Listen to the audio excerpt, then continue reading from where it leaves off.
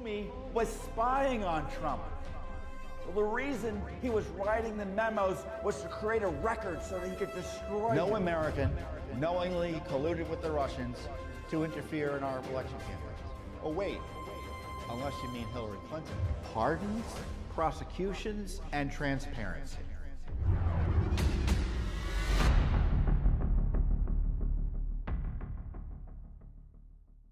Hey everyone, Judicial Watch President Tom Fitton here with our weekly update on social media. Thank you again for joining us. A lot going on this week with the Minneapolis verdict, the Chauvin verdict. Plus, we have an update on the critical race theory threat in our schools. We have a court hearing coming up on it. But first up, obviously, is the big news this week, which is the guilty verdict of former police officer Chauvin in the death of George Floyd. Now, many Americans are celebrating the verdict. Other Americans are not so confident. The verdict was arrived at in a way that gives confidence that the justice was fairly administered. And one of the reasons that people have some concerns about the context of the verdict is the comments of people like Maxine Waters and the President of the United States, Joe Biden. Now, Maxine Waters is a repeat offender when it comes to making threatening, violent style comments. Back in 2018, she attacked the president's cabinet, President Trump's cabinet, by encouraging people to go out and make a crowd and push back against cabinet officials when they were in public spaces, like at gas stations and other public spaces. Complete incitement of violence. Judicial Watch back in 2018 filed an ethics complaint with the House ethics process. Of course, they sat on it, and I'll go into more of that in detail later. But it's not the first time that she's been involved in terms of the more recent comments, which I'll talk about. It's not the first time, obviously, that she's done something like this. And in the case of the Chauvin trial, she traveled out to Minneapolis. It looks like she was actually appearing at a protest that was conducted in violation of a curfew. So the lawlessness begins there. And she essentially intimidated the jury, or attempted to, and incited violence by saying if the verdict did not go the way that she wanted it to go, people should remain in the streets and be more confrontational. Now, how do you interpret that other than to continue to do the more of the lawlessness that had been around this trial, thanks to another shooting death a few weeks ago? Terrible, terrible things for a congressman to be saying. Even it was so bad that the judge the next day made a note that Maxine Waters' comments might be enough to throw out the whole verdict. And of course, Joe Biden made a comment, supposedly while the jurors were sequestered. We know how that goes, that he was hopeful they would do the right thing in terms of the right verdict, meaning a guilty verdict. So you had two major political figures, one using the context of the threat of violence to try to impact the verdict. Now, Biden says he only did it because he knew the jurors weren't listening because they were sequestered. That's just baloney. It's completely reckless. And they compromised and tainted the Chauvin trial, the Chauvin verdict. So what Judicial Watch has done is we filed an ethics complaint against Maxine Waters over her statements about the Chauvin trial. Now, the House had a censure vote the other day. It was, I think it was a 6-by-6 votes. None of the Democrats wanted to censure Waters for her comments. But there's another process in place to hold government officials, or specifically members of Congress, accountable, which is the House ethics process, and which was reformed thanks to Judicial Watch working with none other than Nancy Pelosi way back when. It's about 10 plus years ago. It's back in 2006. And they set up this quasi-independent body, the Office of Congressional Ethics, that vets complaints and sends them along and works with the House Ethics Committee. So we filed it with the Office of Congressional Ethics. And the complaint, I was honored to sign on behalf of you and the American people. I'm going to read you the complaint. And this is exactly what well, I'll read you the complaint. Miss Waters took an oath to uphold and defend the Constitution of the United States, which includes rights accorded to Officer Chauvin to a fair and impartial trial by jury of his peers and to due process.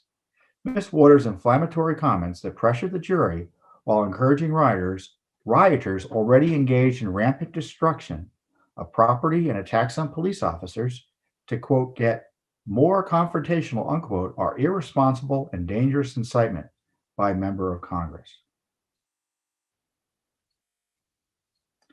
House Rule 23, Clause 1 of the Code of Official Conduct of the Rules of the House of Representatives states a member, delegate, resident, commissioner, officer, or employee of the House shall conduct himself at all times in a manner that shall reflect credibly on the House.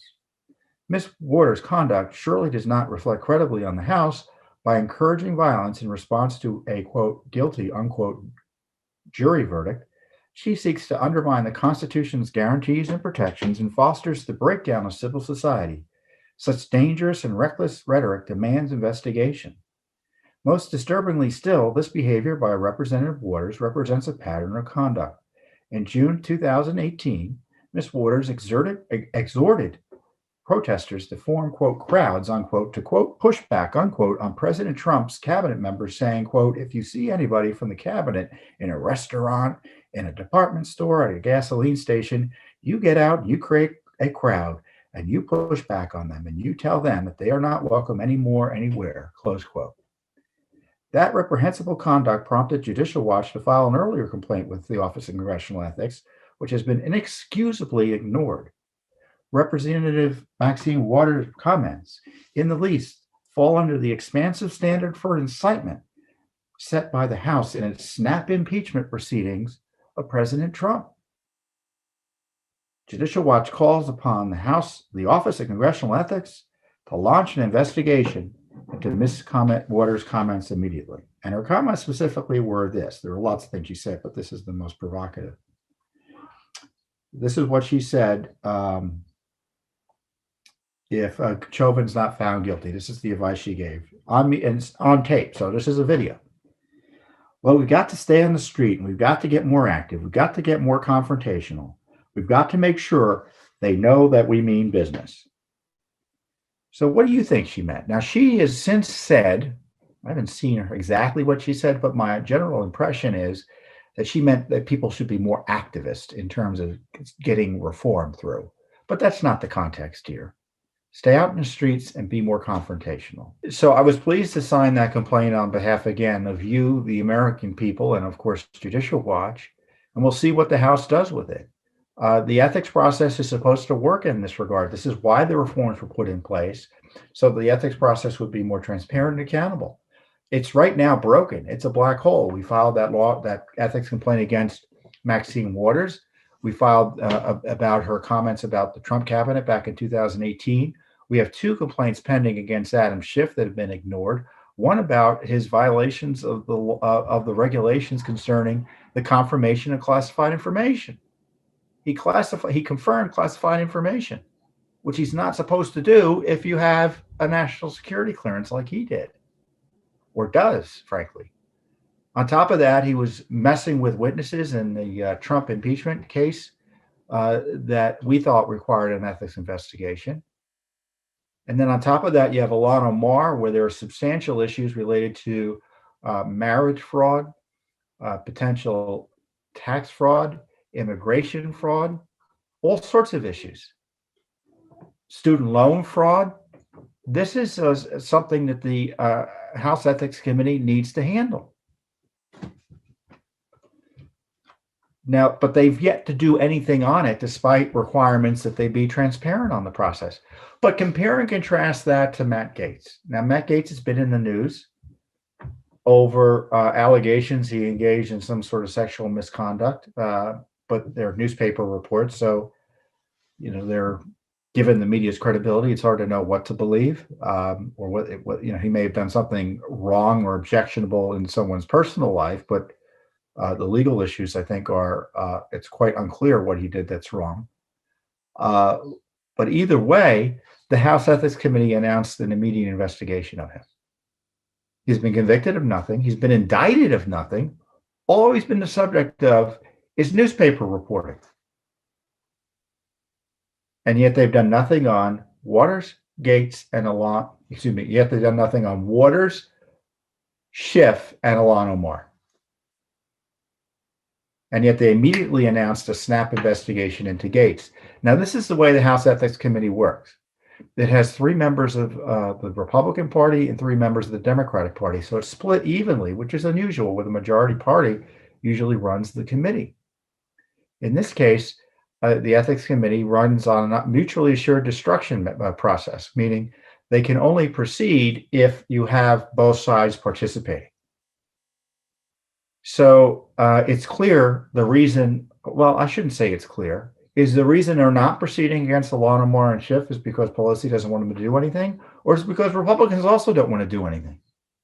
That's the question. And my view on the Ethics Committee is that the members of the Ethics Committee, I don't even have their names in front of me, doesn't really matter, because they're creatures of the leadership. Nancy Pelosi and the minority leader, McCarthy,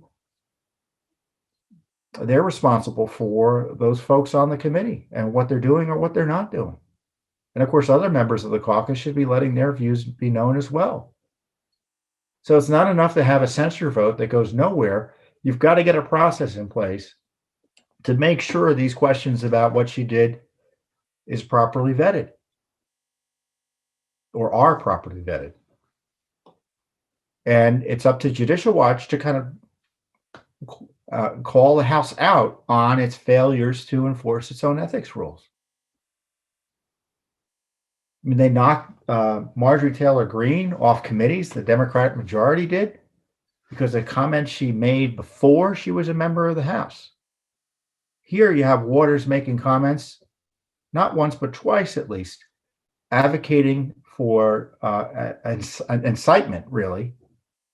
One targeting senior government officials, incitement targeting an ongoing criminal trial in one of the most notorious police cases, police on trial cases in recent American history, if not modern American history.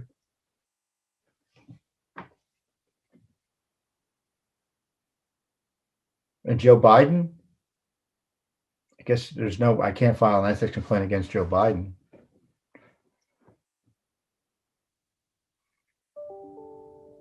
But you have these leftists intervening in our judicial system. And I don't know about you, but whether or not Chauvin's guilty or not, obviously he's guilty. The jury found him to be guilty. The question is, was the trial conducted in a way that gives Americans and a court, ultimately in the end, the courts have to figure this out, confidence that the trial was fair? Was there improper pressure, improper public scrutiny on the case that made it impossible for Chauvin to get a fair trial in these circumstances? I think that's an open question. And certainly Waters' comments add to the issue. I mean, you had rioting around the issue. I mean, some of these jurors had to go back and forth in the middle of civil unrest, it looks like, or evidence of civil unrest, in the least. What sees the boarded up windows to know that what you do, there's a lot riding on. So that's the debate. If I were on the jury, I don't know what I would have done. I mean, my instinct is that Chauvin wasn't guilty, but the jury was there for the entire trial. They made determinations about the witnesses in person that those of us watching on TV really can't. So I'm a little more deferential to the jury than some other of my conservative friends are. But on the other hand, we have to take a step back, both as Judicial Watch and as citizens watching this, because we have a right to opine just because we're not sitting in the trial personally, about the results of the trial, and B, it's not about the trial, right? Because the left isn't satisfied with the results. they're using the fact that that Chauvin was convicted of those crimes not as vindication, but as justification to attack the police and undermine the public safety. You had the President of the United States, Joe Biden, echo revolutionary communist rhetoric about systematic racism or systemic racism. That's an anti-American smear. It's an anti-police smear. If America is systematically racist, that means we shouldn't exist as a country. We're evil. If all our institutions are racist, they have to be destroyed, right? And redone. That's why I say it's communist revolutionary rhetoric. And have the President of the United States thoughtlessly echoing that rhetoric just because it's what that segment of the political spectrum decides is the hot phrase of the day. It's just so dangerous. It's just so dangerous. So this is not about the Chauvin vet. This is about whether we're going to have the rule of law, whether we're going to have a country or not, whether we're going to have politicians that think America is not fit, that thinks half the country should be criminalized. We had Biden's ambassador to the United Nations talk about the racism is whatever the language is probably worse than I remember. But it runs through and through, she said, more or less, our founding documents and principles.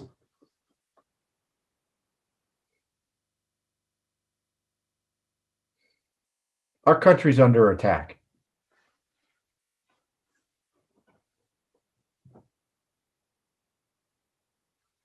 And accordingly, Judicial Watch is doing what it can to protect the rule of law in our constitutional system. Because under the guise of systemic racism or, quote, equity, how do you guarantee equity? Frankly, only through totalitarianism. But that's something you won't hear in the media, but that's the fact of it.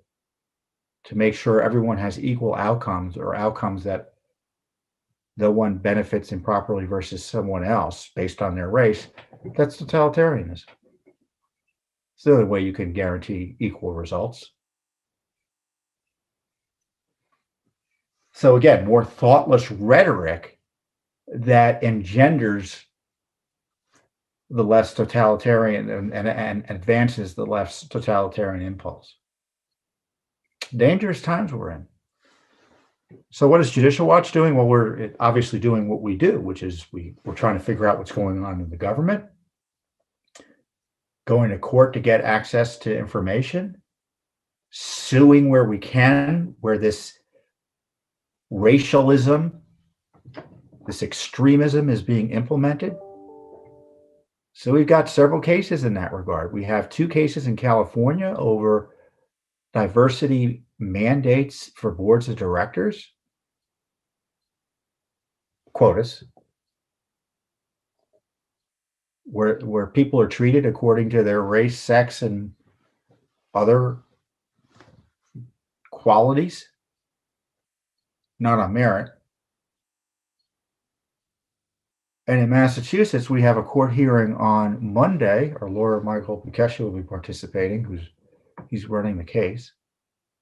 We're representing Dave Flynn, a high school football coach who was fired from his high school coaching job because a few months earlier, he complained about his daughter being taught in 7th grade ancient history class Black Lives Matter propaganda and critical race theory propaganda, anti-police, all sorts of, everything that you might think. And he complained about it, and he couldn't get anywhere with them, so he took his kids out of school, out of the public school at least. And he was fired in retaliation. It's quite evident based on the evidence shortly thereafter. So we're suing in federal court, and there's a hearing on it on Monday. So we're not just complaining and exposing this assault on equal justice, equal protection of the laws. We're in court trying to vindicate and protect and preserve our Constitution and the notion that everyone gets a fair shake, no matter their race, and no one gets special treatment. And I said it once, I'll say it again, the left does not believe in the race-neutral application of the law. We saw that during the Obama administration in its Justice Department, and they're bringing back the same crowd who are on the outside encouraging it. Now they're coming all back. Some of them are coming inside to push this radical agenda. The Biden administration just announced through its Department of Education they'll be making grants to advance what essentially is critical race theory. So our schools are under attack. And if you have a child or a grandchild in school, and I don't mean just public school, I mean every school, you should take note as to what they're being taught, because it's a crisis. So, wish us luck for the hearing on Monday. Hopefully it will be uneventful. I'm thinking it might be just scheduling, but who knows? You never know if a court's going to talk substance or not. So the point is, the case is moving along, and we're just beginning to fight. We are taking this deadly seriously. And before I go, I want to highlight something else that needs to be done, which is you need to pressure your members of Congress, your elected representatives at the states. You need to communicate with your friends and your family. You need to write letters to the editor about the issues I'm talking about. If you're concerned about election security, you need to get active. If you're concerned about the failures of Republicans and Democrats to address these corruption issues forthrightly, you need to let them know. Joe Biden and Hunter Biden are embroiled in a serious scandal. You hear Republicans talking about it? No, I don't. This UN ambassador I'm talking about saying those outrageous anti-American things. Can you imagine if the shoe were on the other foot? What would be going on? The Congress would shut down until she was removed from the position of UN ambassador. Our ambassador to the United Nations is engaging in anti-American agitprop. And nothing's going on in the Senate about it. Lisa Monaco, who was in the Obama White House and was a central figure in the illicit targeting of the Trump team, she was just approved for number 2 position by the Republican, not the Republican Senate, but the 50-50 Republican Senate by a vote of 98-2. So if you think that's the way we need to hold people accountable by giving them promotions, then you should share your concerns with your senators and congressmen. And believe me, it has an impact. I was encouraging online, social media, maybe we can put added into the video here, a clip of the social media picture I used saying that Congress should reject earmarks. And I was encouraging people to call, because in the House of earmarks are essentially member-directed spending. Typically, Congress writes a check, and the agencies have broad direction to spend the money. But Congress sometimes doesn't like that, because it means some of the times their friends in their districts and other connected people can't get in on the money. So they specifically direct the money. And as you might imagine, it's been a terrible thing in terms of corruption. It's an opportunity for corruption. I always think of I'm Catholic, and our act of contrition is more or less a part of it is, dear Lord, help me avoid sin and the near occasions of sin. There's lots of near occasions of sin in Congress, certainly, but earmarks are a near occasion of sin. They're almost inherently corrupt. The process themselves undermine confidence in not only spending by Congress, but spending by the agencies as well. And it's a misuse and abuse of tax dollars, generally speaking. And most folks on the left and right generally don't like it. But swamp creatures love earmarks. And they were curtailed about 10 years ago, more or less. But the swamp's always been trying to put them back. So Nancy Pelosi has come back in and it reinstituted earmark opportunities for the House with the agreement of many Republicans. Now, the good news is in the Senate, thanks to pressure from folks like you who called and listened to my request to call and let people know what they think about earmarks. And I don't tell you to call and say X, Y, and Z. If you agree with me, call. If you don't agree with me, call. But just the point is, let your views be known because they want to hear your views. Republicans in the Senate declined to sign on to the earmark scam. So that was a big victory. I don't want to overstate it, but it was a victory against corruption. But so this is what your job is going to have to be. You're going to make sure your House members don't engage in the shady practice of earmarking. See, this is what, I know some of you are concerned about what goes on in Washington and just what goes on behind closed doors. No, it's not what goes on behind closed doors.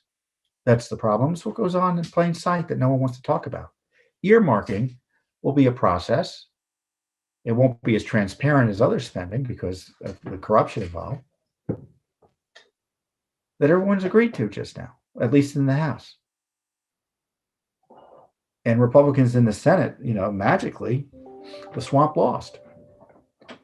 So those are the sorts of corruption fights we're also engaged in. We're watching, in addition to ethics complaints, but watching the processes of Congress to make sure they're vindicating the rule of law and acting in a way that is transparent and accountable. So, this last segment has been focused on, you should be supporting Judicial Watch, number one, because if we're not doing it, no one else will do the type of work I'm talking about. But B, you should be personally active as best you're able. So with that being said, I want you to have a wonderful week, and I'll see you here next time on the Judicial Watch Weekly Update.